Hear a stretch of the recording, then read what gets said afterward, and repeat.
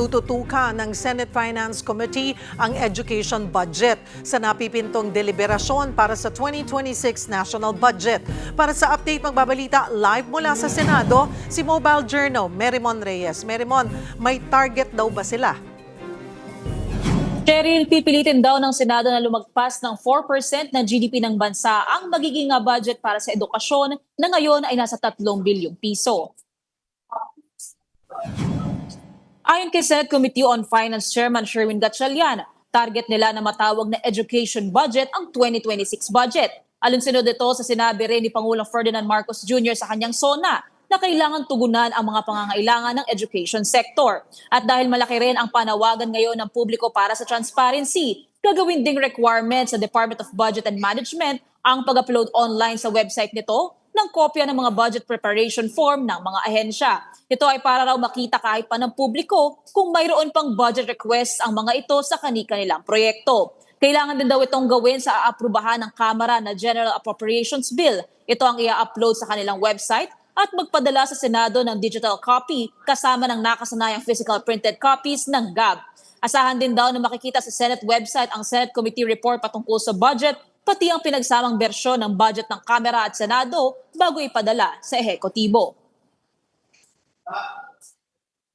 Cheryl, sabi ni Senator Sherwin, nakausap niya na rin si Senate President Chis Escudero at plano na nga rin maghain ng resolution para ma-operationalize ito kasama ang kooperasyon ng Kamara. Aniya, bubuo rin daw sa Senado ng budget analysis framework at sinusuportahan ni Senator Sherwin ang pagiging bukas sa publiko ng BICAM. Cheryl.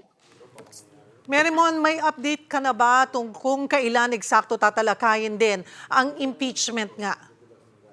Cheryl, yun nga ang nasabi dyan ni Senator Sherwin, lahat ng mga impormasyon, lalo-lalo na sa boto ng mga senador, kung susundin ba nila yung desisyon ng Supreme Court dito nga sa impeachment laban kay VP Sara's unconstitutional or hindi, makikita natin sa August 6 Wednesday. Pero para sa kanya, may desisyon na siya pero ayaw niya para ma-preempt yung internal decision itong mga mambabatas. Pero nananatili pa rin nga buo yung kanyang katayuan na sundin ang konstitusyon na nagsasabing ang Supreme Court ang final arbiter pagdating sa mga isyu nga may kinalaman dito sa saligang batas. So para kay Senator Sherwin, sundin ang desisyon ng Korte Suprema pero para sa iba pang mga senador, malalaman natin sa Wednesday. Cheryl. At ipapakita ba yan sa publiko?